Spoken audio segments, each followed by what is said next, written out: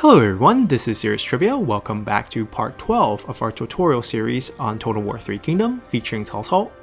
In our previous part, we left off with a bit of a mystery where we got a sudden burst of 25 points of prestige point that I did not know where it came from, and it helped us rank up. So we went from Noble to Second Marquis. As you can see, we hit 55 prestige when my math said we should be only at 30 from all our buildings that we conquered, which is the reason why we had to rush our city build in Chen to unlock the reform that would give us an administrator. If I had known we would be able to reach 50 prestige or higher, then we would have gotten an administrator for free from being ranked up to Second Marquis, which unlocks a slew of things, including more armies total, more assignments, and spy available, as well as the ability to change faction-wide tax rate, and the option of using diplomacy to create coalitions with other factions. So a lot of options opened up to us by ranking up, and that's pretty crucial. And if we look back on our strategy to upgrade the city, perhaps it can be modified to save us a bit of money. And what I mean by that is I have figured out why we have the 25 points of extra prestige. As people have pointed out at the end of last episode, there are two bonuses in particular that helped us get there, and they're both in Pengcheng. The first bonus is 10 points from the temple building of the Yellow Turban. So they built this Temple of Eternal Reason here. It is quite different from the Han Temple, which we can see if we can convert it. It will give us public order, it will cost us some upkeep, and it will reduce the cost of economic buildings. The Yellow Turban version, on the other hand, provides some public order, very similar there. It boosts income by 10% from all sources, a very nice bonus, and gives 10 points of Enlightenment, which is actually the wording for prestige for Yellow Turbans. They don't rank up from prestige, they rank up from Enlightenment. So because we're now holding this, it is simply giving us those 10 points as prestige. So that's 10 points of the 25. The other 15 points come from a little known bonus called the Ancient Capital. So Ancient Capital are certain cities in the game that represents capitals from the Warring State period or earlier during Chinese history. And these are crucial cities that have a rich history of being a past capital of a different kingdom. So in this case, Pengcheng here is one of those cities. And if we hover over this bonus, we see that by holding onto the city, it will give us 15 points of prestige, 8k population growth inside the commandery capital, or namely just inside this county, but it will also give +2 public order throughout the commandery. So this is quite a nice, interesting bonus you get from holding ancient capitals. And if my memory serves, there are also ancient capitals inside Luoyang, which is technically the current capital of the Eastern Han Dynasty, the capital of Chang'an, which is the past capital of the Western Han Dynasty, and certain key cities like Ye, which was a capital during the Warring State period. I don't actually know if there are more, but I think those are at least the 4 that's available in-game, and they will all provide the same bonus, which helped us rank up. Now in hindsight, could we have not rushed this city down? Well, we probably could have saved about 500 to not rush the second city, because each upgrade of this gives us 4 points of prestige. So we rushed twice and we got 8 points. If we didn't rush twice, then we would be missing 8 points. Then we're at 55 right now, so we would have been at 47. That would still have been short for the upgrade, so that wouldn't have worked. We would have to at least rushed once, which brings us to this turn, and once we're during this turn, we could have gotten enough prestige at 51 points to rank up, which naturally unlocks Administrator, which allow us to assign Administrator here, potentially canceling the build, because Administrators, if you remember, provides bonuses such as -1 construction time, because this is Yuan Huan himself, which would not actually apply to the settlement in hindsight, but it will give some cost discount to the building itself, which means if we cancel and reassign, we can potentially save some money, but it will also delay our other buildings build because we're trying to rush as many builds as possible during your economy grows, and this would still take about 4 turns, for the upgrade from the previous version. So we probably would have saved only around 500 by allowing us to wait a turn, and that's about it. So not a big loss, but this is definitely something to keep in mind of if you're playing as any playable faction around this area, that taking Pengcheng would actually give you this bonus of 15. I wouldn't say always 25 because you never know whether Yellow Turban would build here, and you don't know what level it would be by the time you conquer it, so it could be different based on what building they have chosen to build here. But in terms of the Ancient City buff or the Ancient Capital buff, that will always be 15, so that's nice. Now, we do have this upgrade, which means we do have an extra administrator position, which is why you see that we can assign someone here, which is excellent, because that could be one of our options in terms of defending this commandery. We don't even have to utilize this army here. And ideally, we want to pick someone with high expertise, as Yue Jin over here, because if they have high expertise, that's automatically high construction cost discount, which is really all we want here. And Yue Jin has some interesting bonuses that we'll talk about why he makes for the perfect administrator for us in this situation. So let's close this out first and set that up.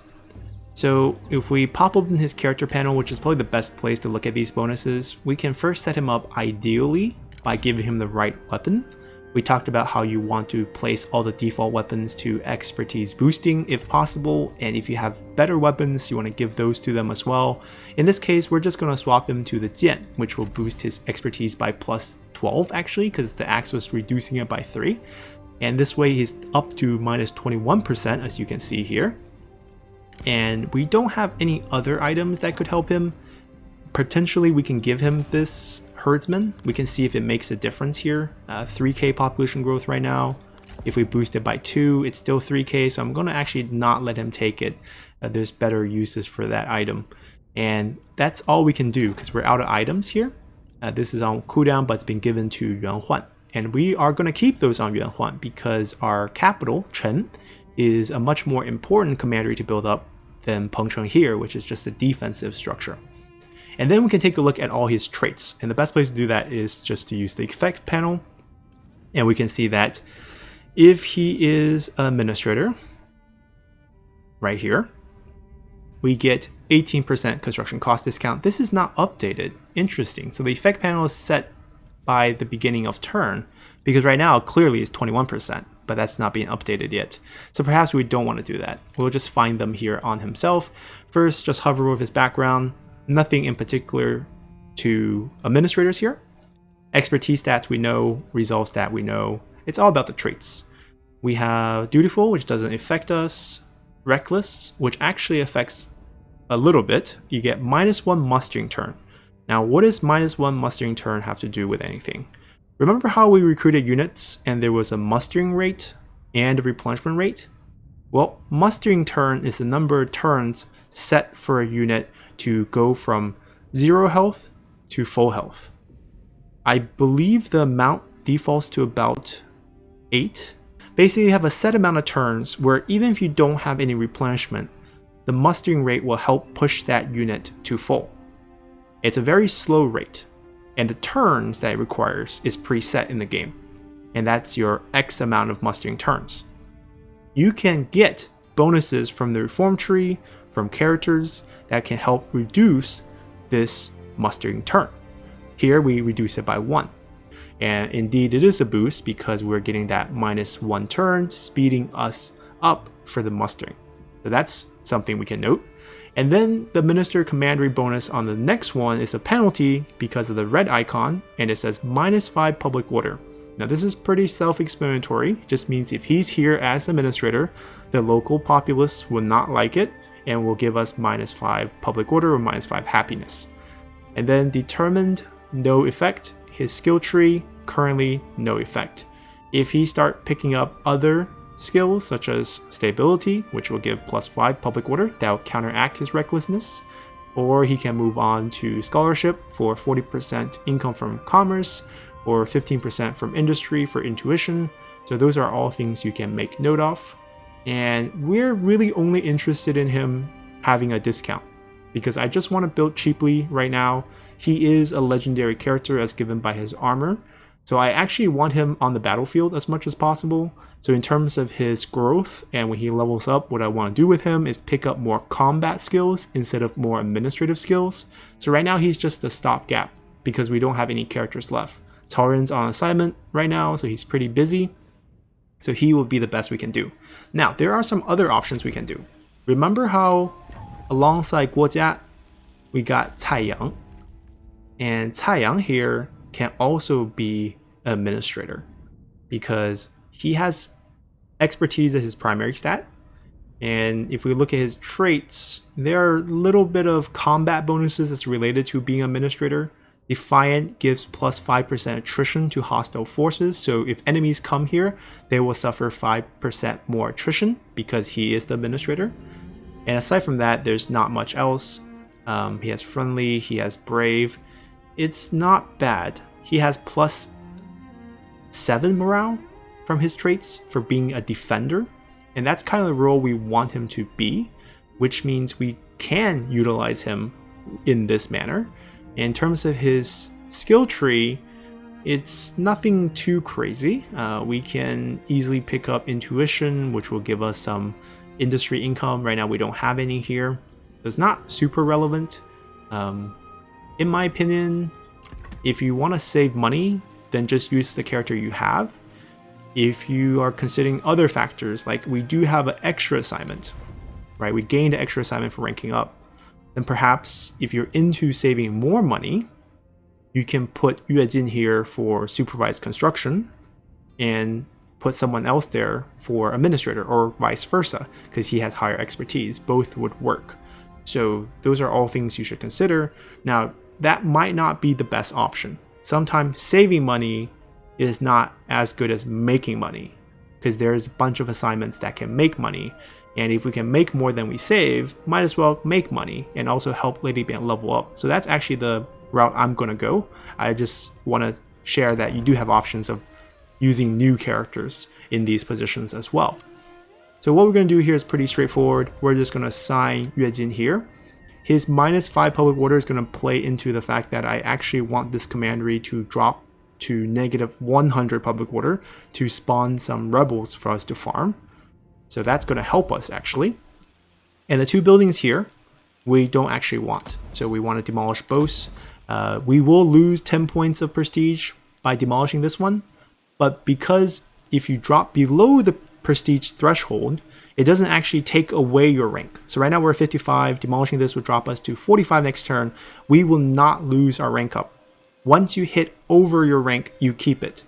So if you have strategies to rush rank, like in particular, if you're playing as Yuan Shu, he has a pretty good early game strategy to rush Duke using his faction unique resource and then dropping it down so that you have all the bonuses of Duke without keeping the prestige that high. But that's another conversation. Let's just demolish these and we'll build new things in their place. And the 2 building in particular I'm looking at, one is the free income building, which is something I love to build because you get free income. That's basically the reason here. And the other building I like to build here is probably our faction unique building. This is the Tuntian building. And what this building does is it will help us increase the starting rank of all recruits by 2. That's the key bonus I'm looking for. So what this will do is if we recruit new units, those units will come onto the field at rank 3 instead of rank 1 because of this boost. And this can go up to +3, so they will be a rank 4. So those are all things you can kind of consider here. If we don't go for this one, some other utility options are Military Forge, which will help us produce ancillary items once we hit rank 2 with this building. But this does require reform, so pay attention to that. This will help us craft blades, weapons, armors, bows, but cannot produce unique items. So gold tier items are off the limit. The highest you can get is silver. You can increase those odds of higher quality or silver items by specializing on tier 3. This one gives you armor specialization, this one gives you bow specialization, and this one gives you weapon specialization. So those are all options you have as well. Some other utility builds are just growing food, which is always a great thing for your faction. Right now we're currently at 0 food. You can also use the school building to boost character experience gain. So this will give a percentage boost to character experience, but this is rather expensive option since you do have to pay upkeep for this building, so I actually don't recommend this. In the mid to late game, if you have spare cash and you want to utilize your characters better, then perhaps this will be an option. You kind of need an Imperial Court where no one's upset with you to fully utilize higher level characters, or else you're simply speeding up satisfaction loss by boosting the rank of your generals that you don't have the means to keep happy. And lastly, the most common utility building is actually State Workshop, because if you look at the branch here, it will reduce corruption not only in your commandery but also adjacent commanderies, which are all commanderies that shares a border with your entire commandery, so that includes your minor one. So the ones to the north, these here, these around us, if it's friendly, owned by you, then that effect will be active and it will help reduce corruption, which is a concept we'll get to once we grow big enough. Right now, if you hover over income, we simply don't have any corruption because we're so small. Alright, so that's pretty much the administrator part. We are going to utilize our extra assignments well. We mentioned that we want to use it to increase our income. So right now, our base income for peasantry is 275. If we put in an assignment of Lady Dian, who is our wife and heir, this will help her gain experience by doing something, and she will rank up, allowing her to pick up more skills that can help boost our faction-wide bonus. And her assignment here is called Tax Collection. It will increase the tax income from peasantry income by 50% for 15 turns after 1 turn of going there, and then after 15 turns there'll be a 1 turn of recall. Pretty similar to some of the other ones we looked at. The supervised construction that we're doing right now has the same recall time, but it's a 5-turn assignment, so he will refresh more rapidly than this one. We'll assign her here. That will help us gain about 137 income per turn. So that's a pretty nice boost here in Chen, and we can increase that by upgrading our peasantry base income buildings, which includes our livestock farm, our land development building, which is being upgraded right now, as well as our tax collection building. And in my opinion, that's better than what we can do with another supervised construction here, which is only a 10% saving. So for some buildings like the Tuntian building, you're saving marginally 60 gold. I mean, this is heavily reduced already, I know, because we have your economy grows, but even if you add on that 20% plus about 21% from him, so about 41%, this will be exactly 1,000 cost building, and 10% that is only 100, and only saving that once, whereas Lady Dian's going to go help boost us by, 137 per turn for 15 turns, so that's definitely a better deal. So don't always pigeonhole yourself into saving money, especially if you can make more money. So that's also something you can consider. And we have that taken care of. We can upgrade the settlement up to a small city, but we're not going to. That is a terrible idea here because we want to keep it wallless. We looked at during the offensive siege that if the structure has no walls, the capture point inside is not a victory point. As in, if you lose that point, you don't lose the battle. We're going to utilize that fact for defending this commandery here, because we'll be able to let the enemy inside our city and keep it as a defensive timer bonus. We'll talk about that once we get attacked by Taotian, which will happen pretty soon, in my opinion. And because we placed Administrator inside, he will be part of the defense. So we're getting extra men here, which will be very helpful. And what we're going to do here is finish the level up of our generals who have won the battle during the last part. Xiahou ranked up, and we are interested in picking up a skill for him. We have a few options.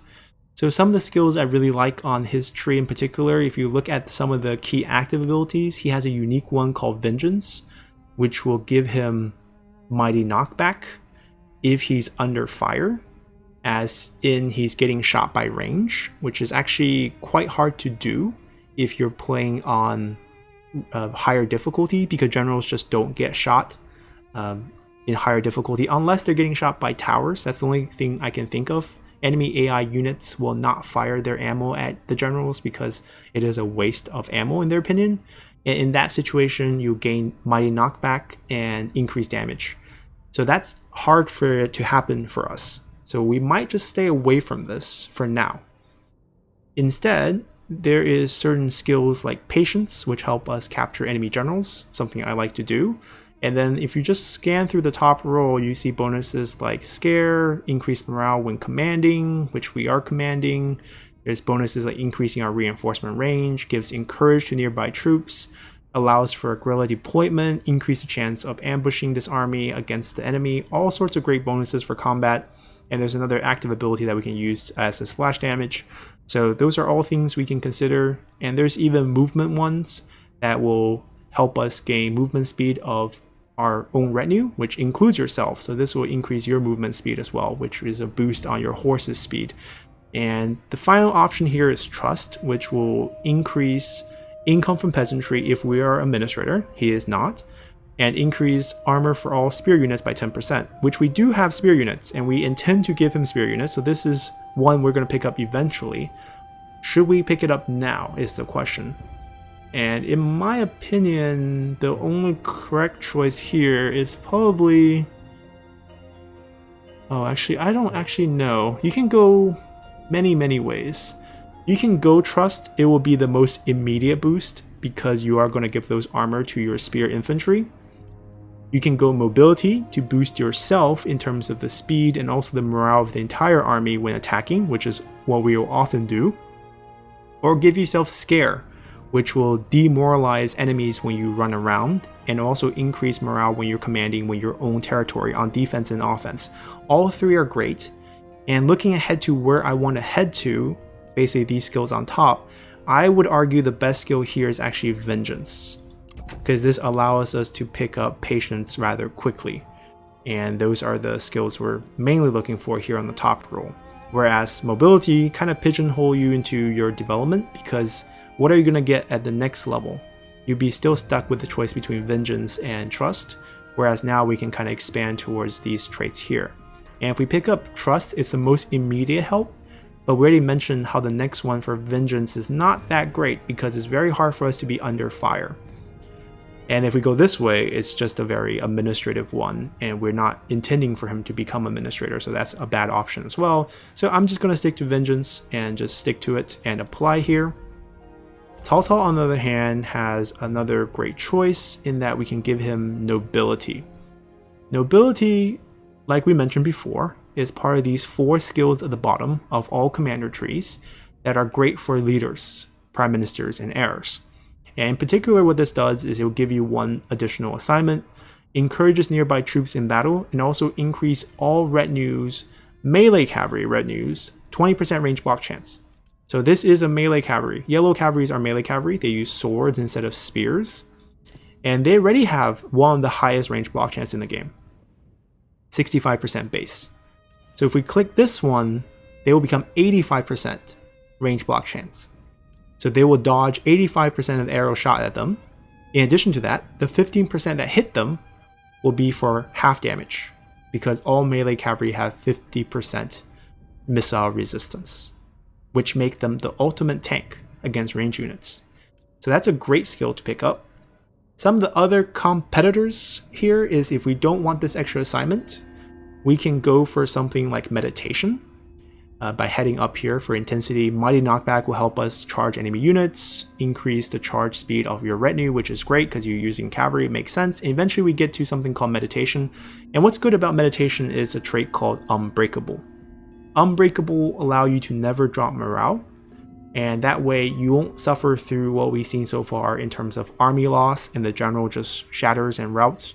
That's a situation we kind of want to avoid with our leader and most of our generals. If you can get Unbreakable on your general, that's always a great thing. Allow them to fight to the end. They won't rout because of army loss and so forth.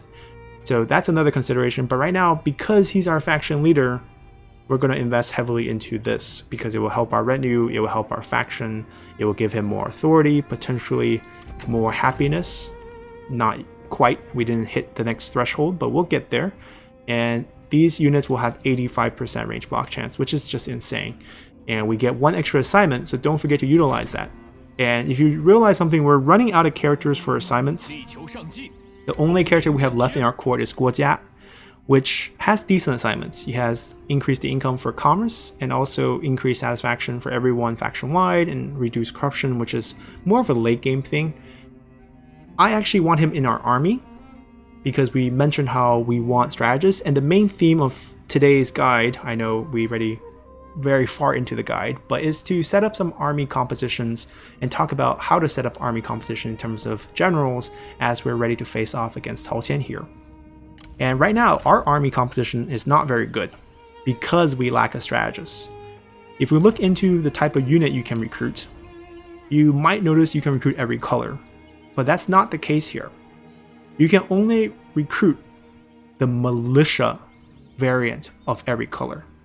So Saber Militia, Z Militia, Archer Militia, Lancer Militia, Saber Militia. Those you have access to. Then you have access to faction unique units if you have the required rank. So he's above rank 3, so we can get Tiger and Leopard Cavalry. These are unlocked at rank 3. And then he can only recruit units of his color. So in this particular case, Spear Guards is a unique unit that's available only to champions and also commanders. There's a exception here because commander is a very unique class, but let's just say the general rule of thumb is he can only recruit most of the units of his color. If we click this button here that says show unavailable, you have a hard time telling, but this is a list of all the characters he can eventually recruit. And if we focus starting here, Peasant Band, Spear Warrior, Z Infantry, Heavy Z Infantry, Azure Dragons, Imperial Gate Guards, you see that this chunk here is all green. And aside from a few of those unique Dragon units and Imperial units, he can recruit these because he's a green general. So these are kind of unique to him. While the rest is only available to him because those are specialized units, as in they're Imperial units, which are available for all classes, or they're Dragon units, which are available for all classes if you have the Reform. So that's something you have to consider. And then there's another one called Heavy Spear Guard that will be unlocked once you hit rank 6. And then there are Empire units or Emperor units, Protector of Heaven, and there's a Defender of Earth. These are given to you once you become an Emperor. So those are special case units, but mainly he has access to Spear Warriors, Peasant Band, Z Infantry, Heavy Z Infantry. Those are unique to the Champion class. If we click on a Vanguard, you'll see something that's very different. So right here, you already see that he doesn't have the Spear Guard. Instead, he has this unit here, the Raider Cavalry, which was not available for Xiaohudun. And this is one of the Red Cavalry, and he is a Red General, so he has availability available to him. And if we scan through his units, we can see that Heavy Cataphract, a Red unit. He had the same Imperial and Dragon units, Imperial Dragon units, Imperial units. Mounted Archer is a weird one. It's somehow available to everyone, which I feel like should be a mistake. But starting here, we see a group of Red Cavalry. Peasant Raiders, Lance Cavalry, Cataphract, basic version, heavy version, Imperial Lancer Cavalry. So this is the Imperial one, everyone has this. J-Dragon is the Dragon one. But this units here, 1, 2, 3, 4, are unique to him. And then they're the faction unique one, and then the Emperor one. So only a few red units that's unique to them. And those are the ones you're going to unlock from reforms. And the earlier one, the variation's just right here. And then you have commanders, which is a super bad example because they have a little piece from everyone's color, as they have, they can recruit spear guards from champions, they can recruit crossbowmen from strategist tree, they can recruit their own Dian sword guard cavalry, which is their own yellow unit. So these things are quite confusing. I know the unit availability for Han factions actually one of the least confusing ones. Once you get to Yellow Turban, it goes even wilder. And the solution I'm going to have for how to explain these units is I'm going to make unit tier list guides for each of the class of generals. So we'll have a unit tier list for all the blue units, which are mainly available to strategists and so forth, and compare them that way. Right now, for the sake of time and sanity, we're only going to talk about what makes a good army. And what makes this army bad is there is no range component. And the only range component in the game is from strategists. So if we look at a strategist here, in particular Guo Jia, you see under the military tab, he has some archers. And all the range units in the game are blue. So because that's the case, if you want your army to have decent range units, as you note that Cao Cao can recruit some crossbowmen, and eventually as you rank up you can all recruit Imperial units, but at the beginning, if you want a decent range unit army, then you need Strategists. And in addition to the fact that they're specialized in blue units, they're the only class that can recruit siege weapons, which I will show you guys real quick. What we're going to do here is get rid of these 2 Lancer militias because we no longer need them, and we are going to recall Xiahou Yuan. And the reason why we deleted them before we recalled him is this way, if I ever want to summon him again, right? If we do something called a swap, you can see Guojia can come out, but we have to pay a redeployment cost. If he doesn't have any retinue, there are no redeployment costs. So we're saving money in the future. We don't want to repay for those cavalries again until we want them once he comes out. So that's one thing we're doing. We're going to swap him with Guojia. And you see that Guojia is going to come out with 2 archers. So let's pop him out. This way we can talk about his units a lot better. Having a strategist in your army gives you units that otherwise you would not have. Crossbowmen, siege weapons, and other range units once you unlock them from Reform. Let's just turn that off. It's too much information. Siege weapons, there are 3 in the game right now, as of patch 1.6.1. There is the Juggernaut, which is a flamethrower machinery. There is the multi-bolt crossbow, which is a large crossbow that shoots huge bolts out at the enemy. These are mainly anti-infantry weapons. This is a crazy weapon. It just blows fire in a short range. It's good if you know how to set them up. They're very hard to use. I would not go for these first. Then the traditional siege weapon in the game, the one that came out first, is the Trebuchet.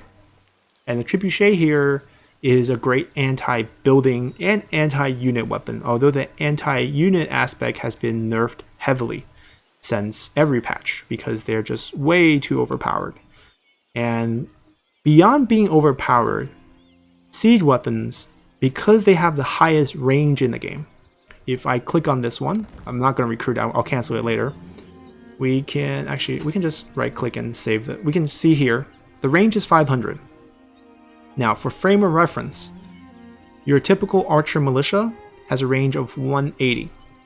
And the max range of any bow unit, in particular here the highest would be a crossbow unit that's more advanced, would be 250. But this one has 220 because it's not as advanced. There's some elite crossbow units for certain factions that can reach 250. But 250 is the max extent of any range infantry. This siege weapon has 500. So it way outranged the other units. And because you have the range advantage, AI armies will march out towards you to close the gap, because they know they cannot maintain a safe distance with you. You can always move up your siege weapons so that you can hit them without them being able to hit back to you. So they will charge their army towards you. And that is a huge advantage, because you'll be fighting more of a defensive, static battle that's easy to manage, especially on higher difficulties where you don't have the pause option inside a battle. And we'll showcase an example of that. And this way you can set up your army to counter the enemy charge, which sometimes be disorganized, and it also maximizes the amount of damage all your range units can do, because you have free time to shoot the enemy. So far we have fought a couple battles and we are always on the offensive side. And one thing you notice is that the AI armies don't move. They are deployed and they stay there. When our generals go swarm them, they kind of alter their formation to face us, but they never charge us fully. The one time we showcased the hammer envoy tactic, we charged our men up and only then did they use their men to come out and meet us. So that's kind of a situation where we had to charge them. Our units arrived more fatigued because we had to run, and if they had range, they would be able to shoot us as we ran up, which is why I always use the generals to go kill off their range units first. But this would not be the case if we had a siege weapon, because then the enemy would be the one charging at us even if they are on a defensive battle, because the AI knows we can always outrange them, so by their logic, they will charge us. And when they charge us, we have all the advantages. So having a siege weapon, or at least one, is very bare minimum for army setup. That is optimum. And in addition to that, if you have a siege weapon in your army, then you're allowed to siege down cities on the turn you attack them. So in this case, this was a town without wall, not a city. This is now officially a small city, which, as you see here, has walls.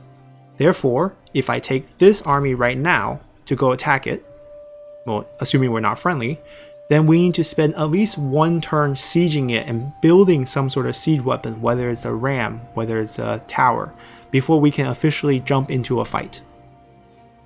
If we had a siege weapon, then we can fight right away. We don't have to waste a turn in enemy territory sieging. So that gives us advantages there as well. So in all those instances, having a siege weapon is crucial. And if you don't have a strategist in your army, you can't have siege weapons. So that's why having a strategist is great. So this will be always your range component of your army.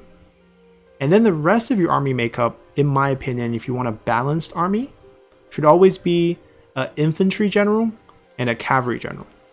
And in the game, champions and sentinels are infantry generals, mainly. I'm speaking in very generalized terms because you don't have to color code. You can have efficient armies that are not color coded, but we're going to generalize things for people who might be completely new. And if you don't have any idea of what you're doing with your army, then color coding them is the right thing to do. You are not going to make a mistake that way because all the synergies are there for you. But once you become more practiced and you tried out a few different things and you don't want to follow the color code, and we're going to have instances in this game where we're not going to follow the color code, then feel free to do so. But generally speaking, if you want a balanced army, you want a range component, an infantry component that could be champions or sentinels, which usually have either axe or sword units. Champions have polearm units. And then you want to have a cavalry component that can be either melee cav from the yellow general or the commander, or shot cav from a vanguard general that's red. That's a pretty standard army composition where the infantries are really designed to protect your range and your cavalry is there to flank. You don't have to use this setup. You can have 2 range, 1 infantry. You can have all cavalry. There's many options. You just have to know how to use the army that you create. And I'm going to provide a more balanced one for showcase. In this case, we're going to use 国家曹操夏侯惇. Also has the highest capture rate because 国家 has perceptive and 夏侯惇 has the shaman item right now. We're trying to get him patience. So together they could potentially have 45% capture rate. And if patience stack, you can also get patience on 国家 pretty easily. So then we can have 70%. I know patience stacking was broken in previous builds. I haven't tested it on patch 1.6.1, so maybe fingers crossed it's fixed. And then we have higher chance of capturing generals, which is one of my favorite things to do in the game. So those are all key things we can focus on. But we have him in the army. His archer militias are here. They were basically free because it came with him. We paid for the redeployment, but those are basically half price because of our redeployment discount. And now we can build up this army as we might turn to attack them. But right now our plan, which we mentioned many times, is to have a more defensive stand here. And we're not going to build that trebuchet just yet, because if you take a look at the price, it's very expensive. Not just for the amount it costs to build, but for the amount it costs to upkeep. 320. That's insanely expensive. And because we're going to use a more defensive approach, my only concern is enemies appearing either from this direction or an army coming from Zhong Zhuo's faction through all these land to hit us from this direction or this direction, which is very possible because AIs really like to focus in on the player. This is something that you will see a trend. So there might be like 3 different factions they're at war with, but they will always send their army towards you. So be careful of that. And what we're going to do next is think about what we're going to do in terms of expansion. I want to come down here to hit Huainan, and it's a small city. We cannot move this turn because we just conquered something. So if we want to go down here, we can choose to go here. It will take about 2 turns. And then particularly I want to get about here. So I think the best plan is to not recruit anything right now and just have this 1 turn of very high replenishment plus mustering rate. You see the mustering rate went up to 12?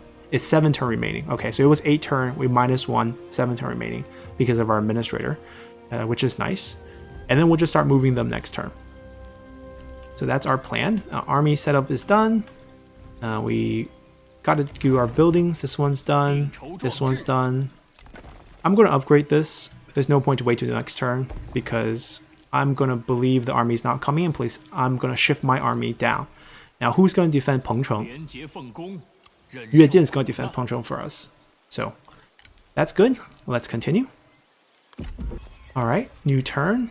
A challenge. So challenges are not technically missions. You don't have to do these. You get a reward for doing them. And here, just want us to destroy Tao Qian's faction. And that's pretty straightforward.